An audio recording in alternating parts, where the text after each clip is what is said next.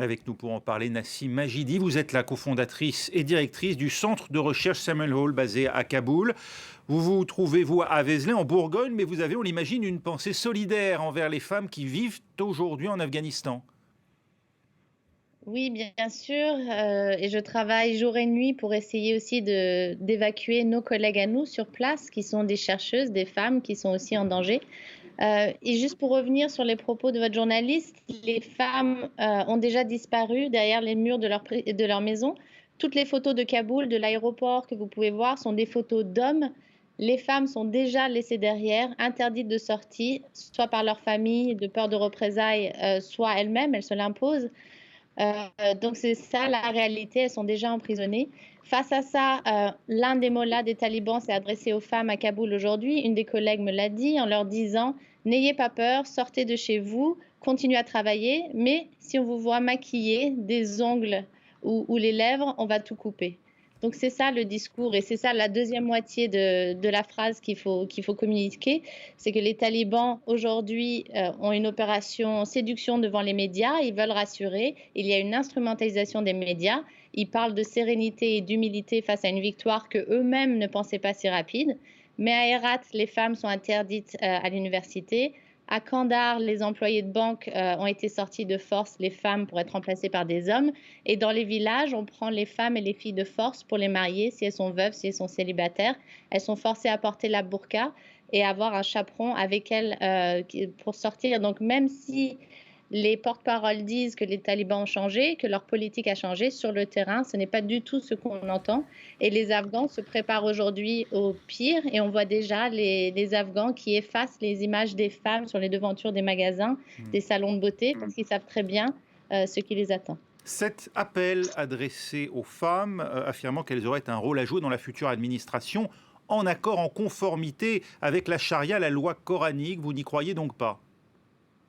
Non, pas du tout. Et tous ceux qui ont suivi ces dernières semaines le savent aussi. Encore une fois, il y a un décalage aussi très important entre les décideurs et ceux qui sont sur le terrain, les forces talibanes sur le terrain. Il y a aussi beaucoup de négociations encore en cours et même dans le groupe taliban, ils ne sont pas tous d'accord sur la marche à suivre. Comme je vous l'ai dit, ils étaient eux-mêmes surpris de l'avancée si rapide sur Kaboul. Donc, il y a des négociations aujourd'hui à l'intérieur même du groupe taliban pour savoir quelle marche à suivre. Avec les ambassades et les gouvernements, comme vous l'avez entendu, le premier avion arrive aujourd'hui, mais les talibans bloquent l'évacuation des Afghans. Il y en a des centaines à l'intérieur de l'ambassade de France aujourd'hui qui ont peur. Soit ils vont être évacués et sauvés, soit ils ont peur d'être remis aux mains des talibans, de sortir, et là, c'est la fin pour eux. Et il y a aussi les négociations avec les ONG, les organisations non gouvernementales et les Nations Unies pour savoir quel va être leur accès, quel programme ils auront le droit d'implémenter. En tout cas, ce qui est sûr, c'est qu'il n'y aura pas de programme de long terme. Les talibans ont dit que de l'urgence, que de l'aide. Ils ne pensent pas encore et ne parlent pas encore en termes de services ou de plans pour gouverner. Donc les Afghans ont très peur parce qu'ils se retrouvent coincés dans ces négociations sans fin. Les puissances occidentales, dont la France, qui ont chassé du pouvoir les talibans voilà 20 ans, ont-elles une responsabilité aujourd'hui envers ces candidats à l'exil? Bien sûr, on a une responsabilité, on a tous une responsabilité morale, que ça soit des gouvernements ou une action civile qui peut s'organiser. Hier, le président Macron parlait de valeurs, mais aussi de protection des Européens.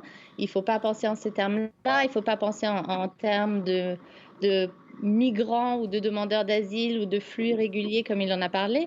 Il faut parler en termes d'Afghans en danger, comme l'a fait par exemple Martine Aubry courageusement à Lille. Ce sont cela nos valeurs françaises. On défend la liberté des femmes parce que demain, en Afghanistan, elles n'auront ni le droit de travailler, de penser ou de s'exprimer. Donc il faut anticiper, oui, mais ne pas juste sortir nos Afghans, mais venir en aide à tous les Afghans. Donc sachez qu'aujourd'hui, il y a des listes qui se créent pour sauver des Afghans, ce qui est très bien.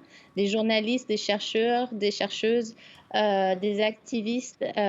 Donc aujourd'hui, on se mobilise pour essayer de sortir ces Afghans. Mais sachez que ces listes-là, les Afghans aussi les ont. Ils créent leurs propres listes. Ils sont là pour traquer la population. Donc il faut évacuer aussi vite que possible les Afghans sur place. Il faut venir en aide aussi à tous ceux qui sont piégés chez eux. 300 000 déplacés internes en 2 mois, c'est énorme. 40 000 personnes par semaine qui quittent les frontières. Il ne faut pas les envoyer dans des camps de réfugiés. Ça peut s'anticiper, ça peut s'organiser. Il faut avoir des corridors humanitaires, des visas humanitaires et surtout un droit d'asile pour les Afghans. Merci Nassim Majidi d'avoir été avec nous dans ce journal.